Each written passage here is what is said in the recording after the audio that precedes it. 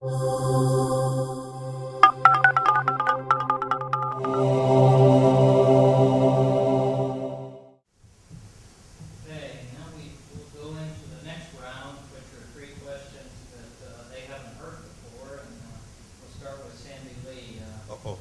question is representation of the membership. Much has been said about the image of realtors in the public view. How will you, as chair-elect, lead your association to contribute to the professionalism of the realtor, thereby improving the image?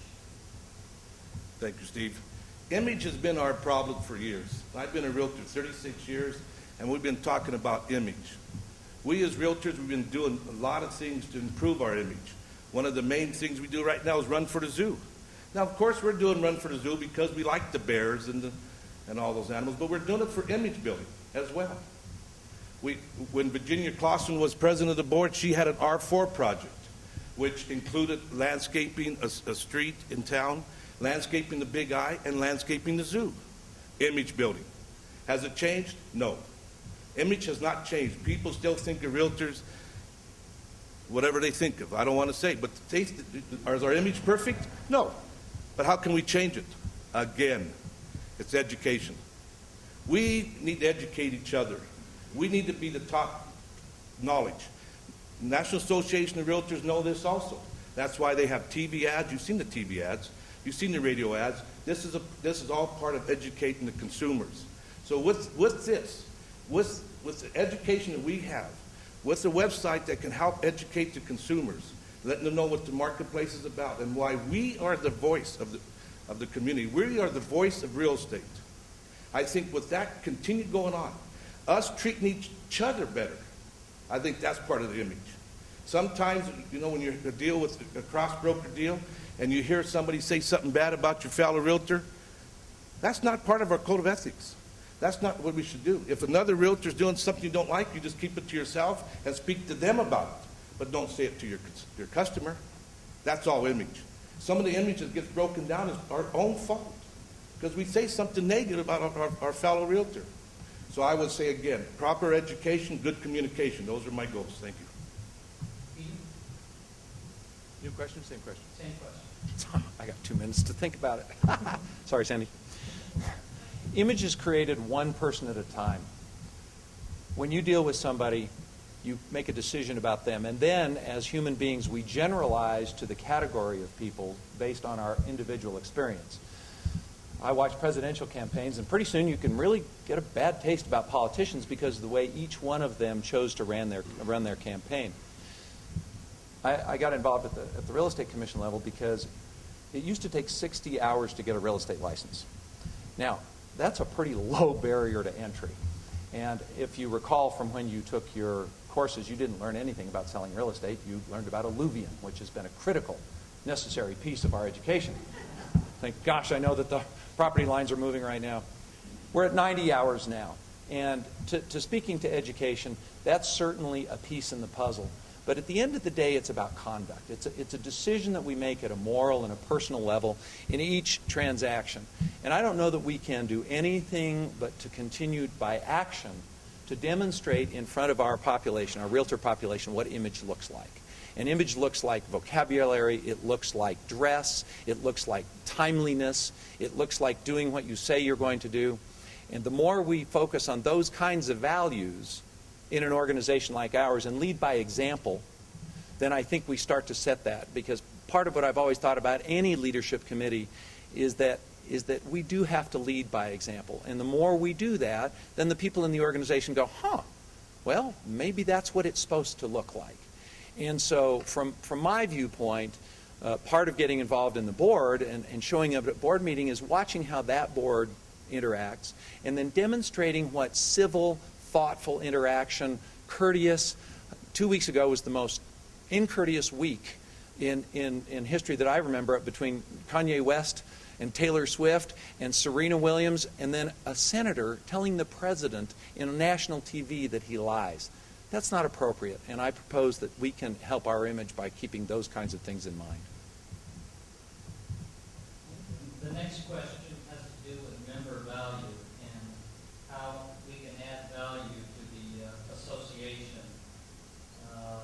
Greater Albuquerque Association of Realtors is the sole owner of the Southwest Multiple Listing Service that provides a public-facing website, listing syndication, and statistics.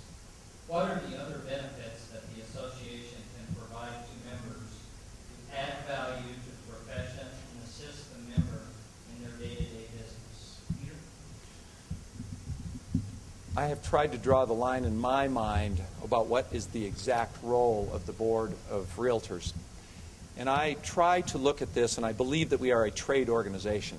And there are retailers and there are tradespeople.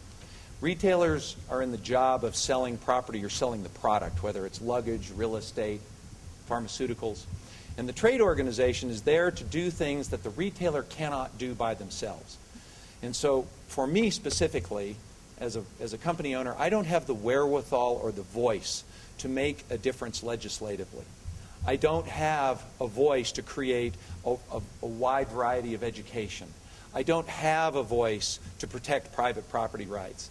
And so, to me, the absolute core of the organization is to make sure it focuses on those things that I, as the retailer, cannot provide on my own. Right now, I'm really keenly aware of the legislative issues that are really making our business difficult, especially in the mortgage lending world. Our mortgage issues are what's at the top of every realtor's mind every day. And that's a legislative thing, because the legislation that was passed that is causing that was too far overreaching, and there was not enough control. The lieutenant governor who pushed the Mortgage Licensing Act, some of the items in that bill were absolutely so onerous it could have put most mortgage companies out of business.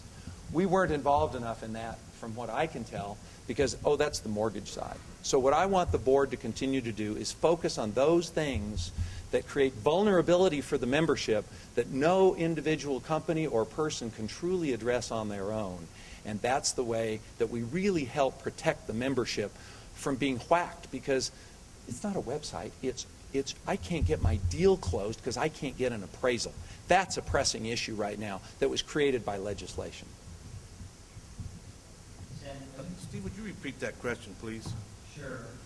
What are other benefits that the association can provide to members to add value to the profession and assist the members in their day-to-day business? Okay, I don't know if Peter hit the point that I'm going to try and hit now, but I think the benefits goes right back to you realtors. We spend a lot of money.